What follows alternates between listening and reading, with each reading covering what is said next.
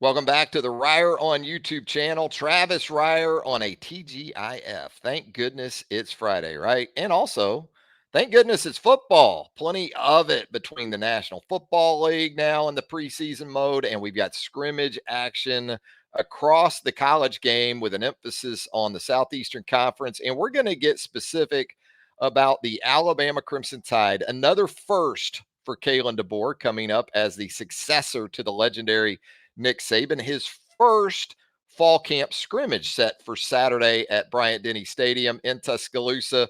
We're going to get into a specific area of interest that we'll be keeping tabs on really throughout the weekend. And it's other than the obvious, by the way. The obvious in these situations is that you want to come out of them as healthy as you possibly can. But what we're going to talk about, and it's not going to be 10 individual topics, but it's going to be under the umbrella of the passing game. We're going to talk the passing game for Alabama, tying it in between the offense and the defense, because when you think about it, just about every area of those units has some question marks, has some blanks that need to be filled in between now and the season opener against Western Kentucky. And amazingly, quarterback really isn't at the top of my list for this segment. Of course, Jalen Milroe going into his second season as the starter obviously has some areas that he needs to continue to see growth within. It sounds like, based on comments from Kalen DeBoer early in camp, that's been a positive for Jalen Milroe. The depth of that room you really like with Ty Simpson and Austin Mack. And look, if Dylan Lonergan's your number 4, you're in a good spot with your quarterback room, because I think Dylan Lonergan, even at this stage in his development, could be in the mix as a starter potentially at some other Power 5 programs around college football. So what we're going to do is crank it up front. We're going to start with the Alabama offensive line. And, the expectation going into this fall camp was that Caden Proctor, after taking a bit of a revolving door approach to the transfer portal, would restake a claim to that left tackle position. Elijah Pritchett worked with Wilkin Formby and some other candidates back in the spring. So we've continued to see the veteran Pritchett in that mix at the offensive tackle position. Wilkin Formby is a guy that just sort of quietly goes about his business. Kind of been the case for Wilkin Formby going back to his high school career at Northridge there in Tuscaloosa. Just stacks 1 year of growth, 1 year of improvement right on top of the other. No one really seems to notice, but the guy just continues to get better and looks to be in a good spot where that right tackle position is concerned. And so, whereas it may very well turn out to be Formby and Proctor as the tackles, you really need Elijah Pritchett as essentially a tri-starter, because we know it's a long season. We know things can happen. And also that tier of offensive tackles right now in Tuscaloosa, when you look at Proctor, you look at Formby, and you look at Pritchett, a lot of uncertainty beyond those three. So you need each and every one of those three guys to be as ready as possible going into the season. And I think about the offensive line and what's going to be asked of it in this offense under Nick Sheridan and Kalen DeBoer. I don't certainly expect it's going to be kind of the Bula ball approach, or kind of a pretty simplistic approach that we saw a year ago. It was effective, and it was an offense that I thought continued to grow throughout the 2023 season. So credit to the previous staff where that is concerned. But for this offensive line, it looks like a more streamlined approach to most of those guys. And I think that's going to prove beneficial in the quick game and the screen game, because Kalen DeBoer loves him some quick game and screen game. So these offensive linemen, maybe more so an emphasis on the interior guys like Booker, like Roberts, like Parker Brailsford. You go back and you watch Brailsford at Washington last year, you can see why playing at 270, 275 worked well for him in that offense in the Pac 12, because he was able to get out and get on guys in space and get home on his assignments in the quick game and the screen game. So, there's also the coordination of all that comes into play. And that's where it does go back on the quarterbacks, I think. There needs to be this seamless execution. You watch other teams, you watch teams that are good, offenses that are effective in the quick game and the screen game, they make it look a lot easier than it actually is. And really, a year ago, we didn't see much screen game or quick game from the Alabama offense with Jalen behind center. So part of his growth is going to entail, again, making something that a lot of offenses make look easy, look look easy. And so I think similar to tackle too, sticking going back to the offensive line, depth on the interior. You know, Booker, Roberts, Brailsford. Okay, that's your three, and I think they can be very, very good as a trio. But you got a couple of guys too that you can swing between center and guard.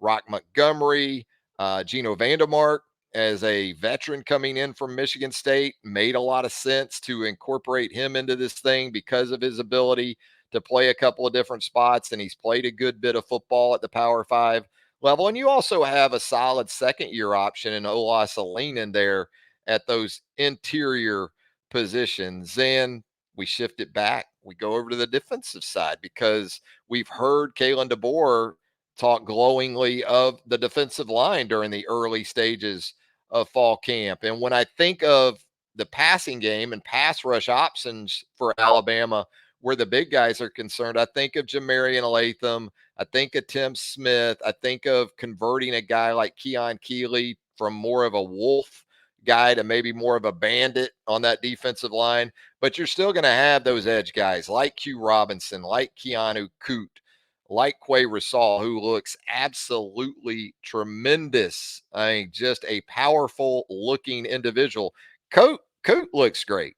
I think Q Robinson, for his body type, is about maxed out. I think Q has done everything he can physically to get to 235 plus, or what he's at now, to be able to hang in there on a down by down bases. And we talk about pass rushers like the defensive front, like the edge guys. That's before some of the second level defenders that new defensive coordinator Kane Womack is going to want to incorporate into pressures, whether they're simulated pressures, whether they're actual numbers that he's bringing when he dials up some stuff. And the inside linebackers will play into this as well, because Deontay Lawson, Jahad Campbell, Womack's been very high on Justin Jefferson here of late, going as far as to call the former junior college transfer a third starter. You love to hear that, because all three of those guys physically look tremendous going into the season. Obviously, with Deontay Lawson, the question will continue to be,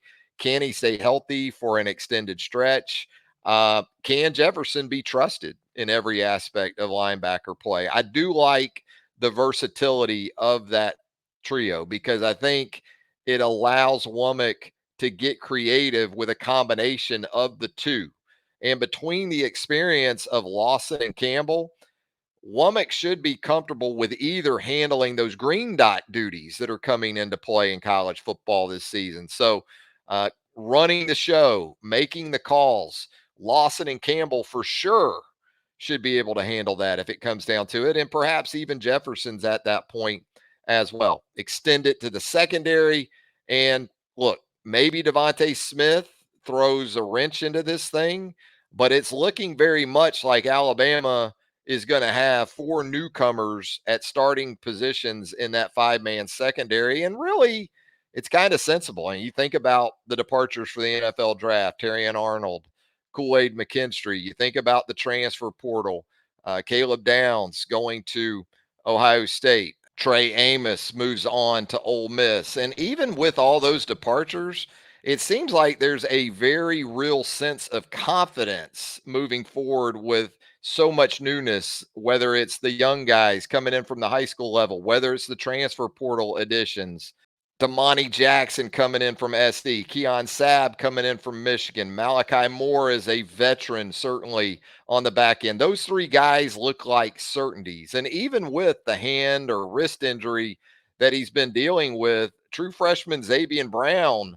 seems like a good bet to maybe be the guy at the other corner, although I think he'll continue to get pushed by Zay Mincy, Jalen Mbakwe. You got a Wake Forest transfer and Deshaun Jones that certainly has a good bit of promise. And so, those are the key components to the five-man secondary. I also wonder how much dime will we see from this 4-2-5 defense? And how will that personnel look not only on the back end with six defensive backs, but up front? What will that consist of in terms of personnel? We matched that up with the Alabama offense on Saturday, and there's certainly been a lot of buzz about the explosiveness of this wide receiver core.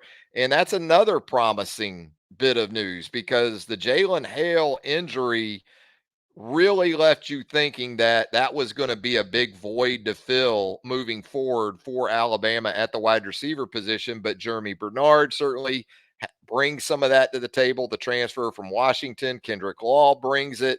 Kobe Prentice brings it. But you've also got some guys like Emmanuel Henderson that are continuing to develop. And then certainly a lot of eyes will be on the true freshman Ryan Williams. Will he have an early scrimmage reminiscent of that leaked video all those years ago of another South Alabamian in Julio Jones? Certainly you recall that long touchdown scrimmage catch Julio had that somehow made its way to social media.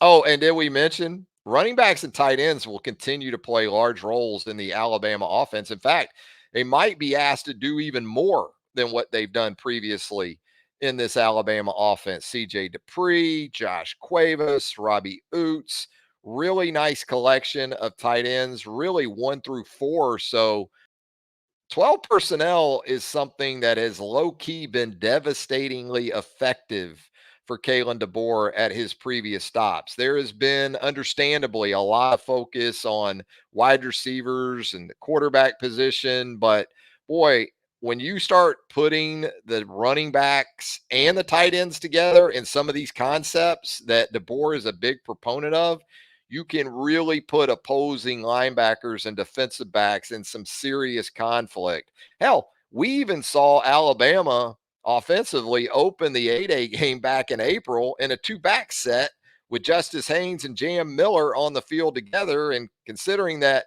those two guys may very well be among your top 11 overall on that side of the ball, why not get some of that going?